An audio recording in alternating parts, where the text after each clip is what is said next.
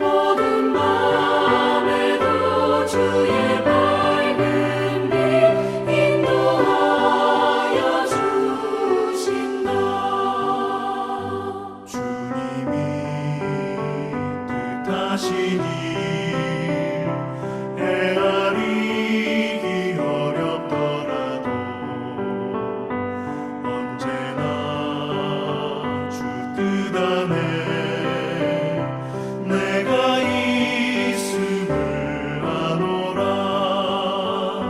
사랑과 말씀들이 나를 더욱 새롭게 하니 때로는 넘어져도 최후 승리를 믿노라. 이 믿음 너무 굳세라. 주가 지켜주신다. 어두운 밤에도 주의 밝은 빛 인도하여 주신다.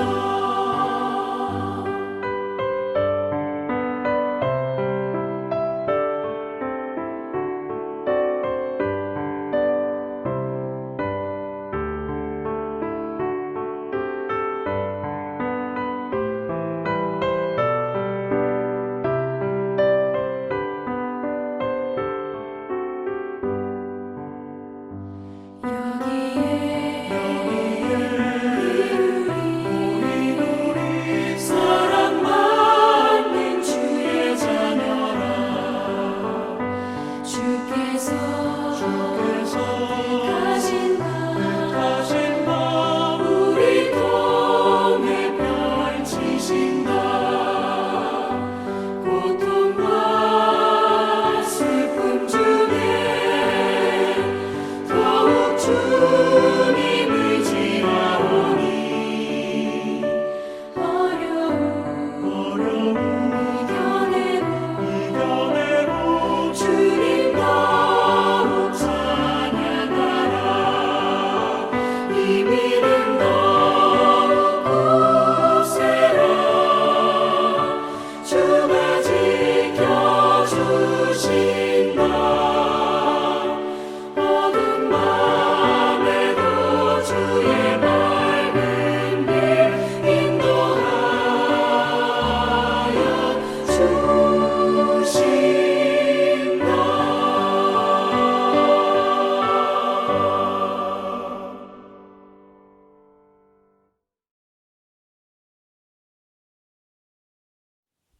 오늘 말씀은 사사기 7장 1절부터 8절 말씀입니다.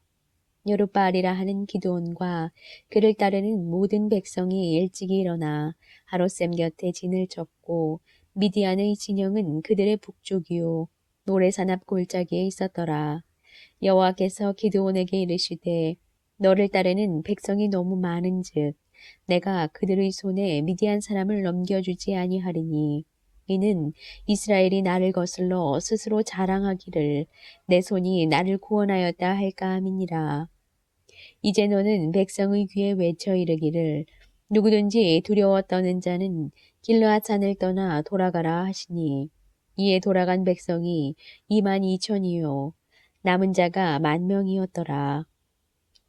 여호와께서 또 기드온에게 이르시되 백성이 아직도 많으니 그들을 인도하여 물가로 내려가라. 거기서 내가 너를 위하여 그들을 시험하리라. 내가 누구를 가리켜 네게 이르기를 이 사람이 너와 함께 가리라 하면 그는 너와 함께 갈 것이요 내가 누구를 가리켜 네게 이르기를 이 사람은 너와 함께 가지 말 것이니라 하면 그는 가지 말 것이니라 하신지라. 이에 백성을 인도하여 물가에 내려가매 여호와께서 기드온에게 이르시되 누구든지 개가 핥는 것 같이 혀로 물을 핥는 자들을 너는 따로 세우고 또 누구든지 무릎을 꿇고 마시는 자들도 그와 같이 하라 하시더니 손으로 움켜 입에 대고 핥는 자의 수는 300명이요 그 외의 백성은 다 무릎을 꿇고 물을 마신지라. 여호와께서 기드온에게 이르시되 내가 이 물을 핥아먹은 300명으로 너희를 구원하며 미디안을 네 손에 넘겨주리니 남은 백성은 각각 자기 초소로 돌아갈 것이니라 하시니 이에 백성이 양식과 나팔을 손에 든지라. 기드온이 이스라엘 모든 백성을 각각 그의 장막으로 돌려보내고 그 300명은 머물게 하니라. 미디안 진영은 그 아래 골짜기 가운데 있었더라. 아멘. 오래전에 미국에서 해리 할로우라는 심리학 박사가 절망의 구덩이라는 연구 실험을 했습니다. 원숭이 한 마리를 스테인레스로 만든 역삼각형 박스 안에 넣었습니다. 박스의 천장은 탈출할 수 있는 구멍이 뚫려 있었습니다. 박스에 갇힌 원숭이는 탈출하기 위해 몸부림을 치기 시작했습니다.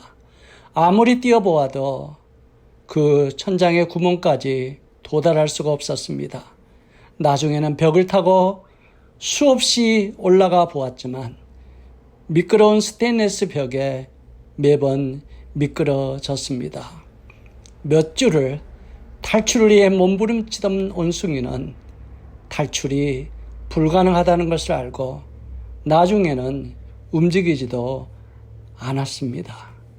심지어 나중에 그 박스에서 원숭이를 밖으로 꺼내 주었는데 꼼짝하지 않고 움직이지도 않고 움츠리고 있고 음식도 먹지 않고 결국은 서서히 죽어가고 말았다는 이야기입니다. 해리 할로우 박사는 이 실험을 통해 우리 인간에도 똑같이 적용되는 원리를 이야기합니다.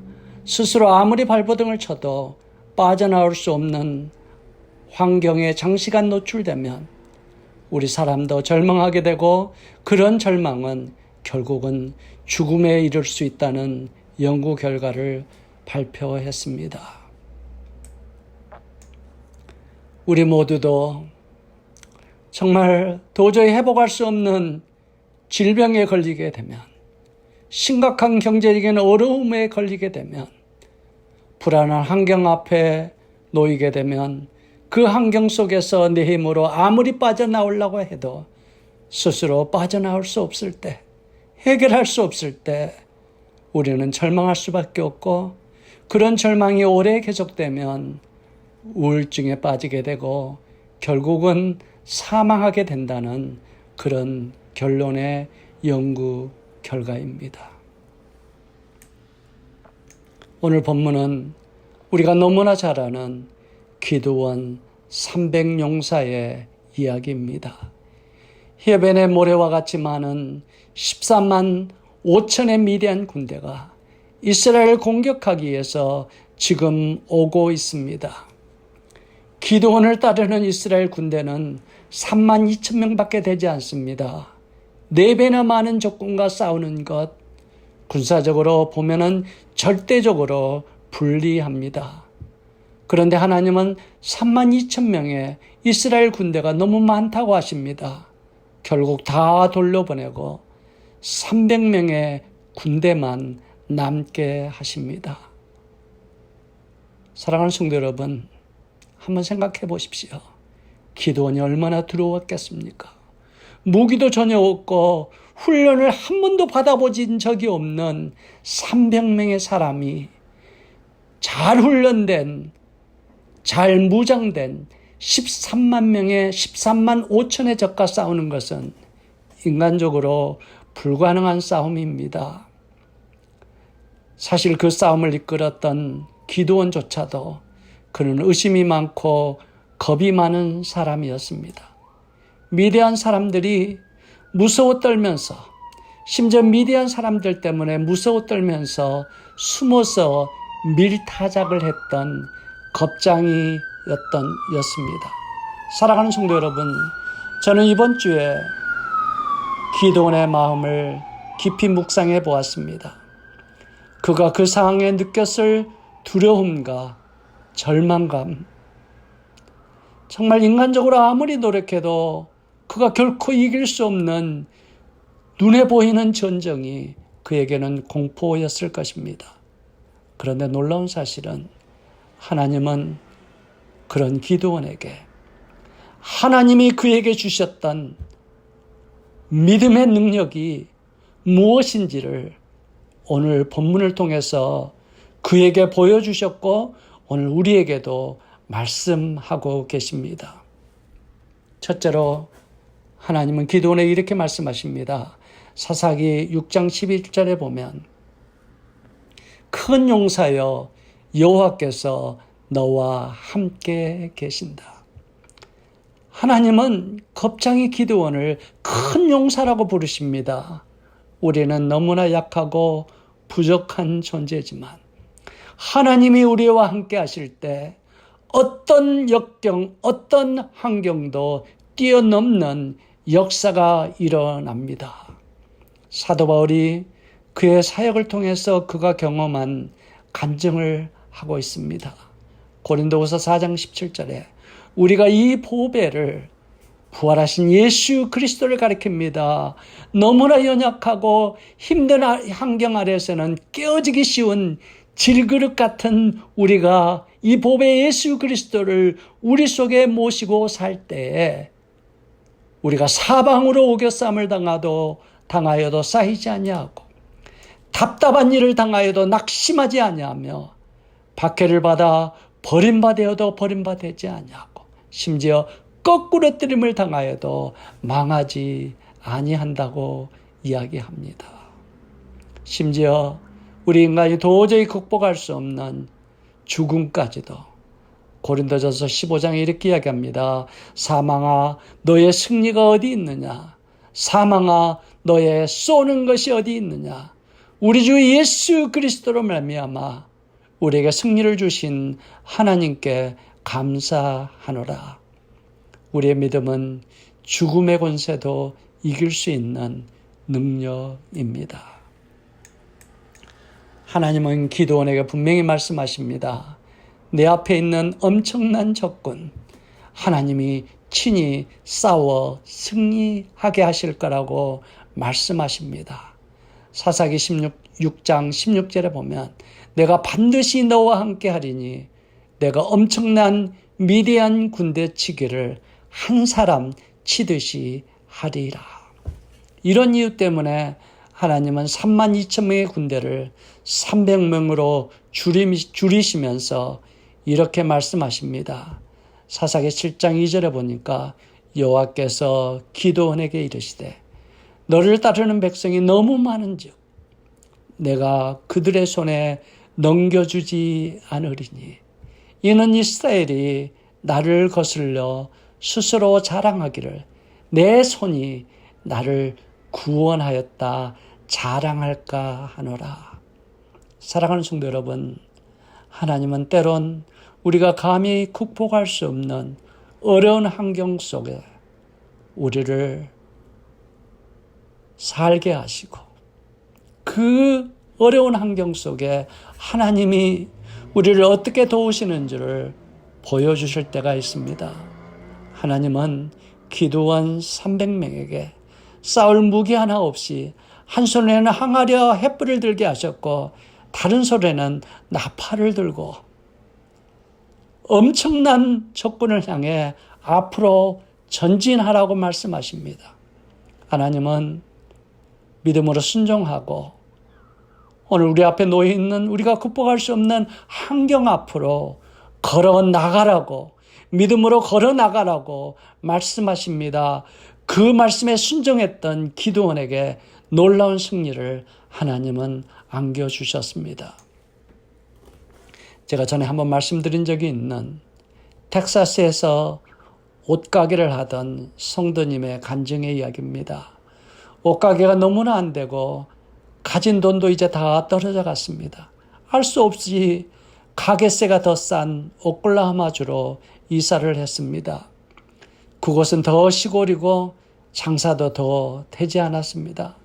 아는 사람도 없고 한인도 별로 없는 곳에서 살아갈 앞날이 걱정뿐이었습니다. 그때 이 부부가 하나님 앞에 두 손을 붙들고 눈물로 기도하기 시작했습니다. 하나님, 이제 우리 힘으로 세상을 살 수 없습니다.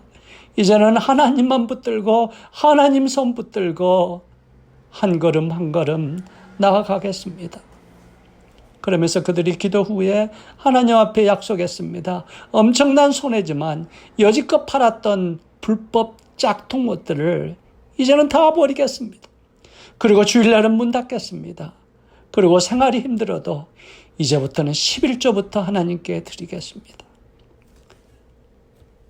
그리고 그들이 며칠 후에 물건을 하려고 도매상으로 가다가 큰 비가 와서 도저히 갈 수 없어 길에 차를 세웠습니다.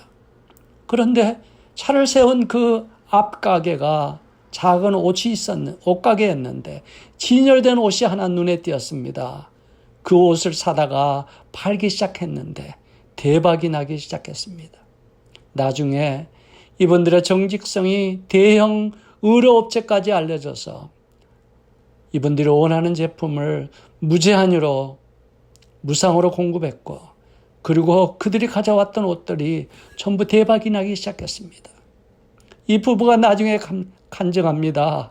하나님을 경외하고 기도하며 믿음으로 내 앞이 보이지 않는 환경으로 믿음으로 나갔더니 하나님이 놀라운 역사로 바꿔주시더라고 간증합니다.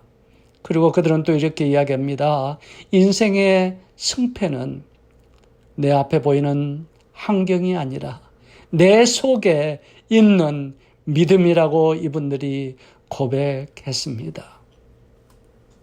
사랑하는 성도 여러분, 기도원이 하나님의 손을 붙잡고 절망과 공포의 환경 속으로 기도하며 나갈 때 엄청난 적군들이 서로 무서워 도망하며 서로 자기들끼리 죽이는 그런 대승리가 일어났습니다. 사랑하는 성도 여러분, 가나안 정복 때도 이스라엘 백성 앞에 놓인 요새 여리고성은 정복이 불가능했습니다.